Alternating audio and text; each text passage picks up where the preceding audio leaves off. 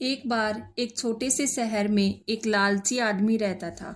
वह बहुत ही धनी था, लेकिन इसके बावजूद भी उसकी लालच का कोई अंत नहीं था। उसे सोना और कीमती वस्तुएं काफ़ी प्रिय थी, लेकिन एक बात ज़रूर थी कि वह अपनी बेटी को किसी भी चीज़ से ज़्यादा प्यार करता था। एक दिन उसे एक परी दिखाई दी।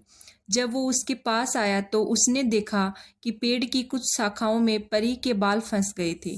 उसने उसकी मदद की और उन शाखाओं से आज़ाद हो गई। लेकिन जैसे जैसे उसका लालच हावी हुआ, उसने महसूस किया कि उसके इस मदद के बदले में एक इच्छा मांगकर वो आसानी से अमीर बन सकता है। ये सुनकर परी ने उसे एक इच्छा की पूर्ति करने का मौका भी दिया।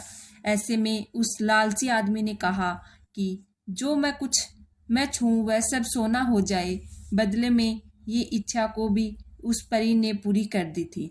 जब उसकी इच्छा पूर्ण हो गई, तब वो लालची आदमी अपनी पत्नी और बेटी को अपनी इच्छा के बारे में बताने के लिए घर भागा।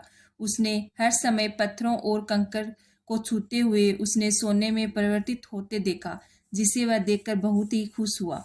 घर में पहुंचते उसकी बेटी उसका अभिवादन करने के लिए दौड़ी। जैसे ही वह उसे अपनी बाहों में लेने के लिए नीचे झुका, वह एक सोने की मूर्ति में बदल गई। यह पूरी घटना अपने सामने देखते ही उसे अपनी गलती का एहसास हुआ। वो काफी जोर से रोने लगा और अपनी बेटी को वापस लाने की कोशिश करने लगा। उसने परी को खोजने की काफी कोशिश करी, लेकिन वो उसे कभी कहीं पर भी नहीं मिली और उसे अपनी मूर्खता का एहसास हुआ, लेकिन अब तक काफी देर हो गई थी।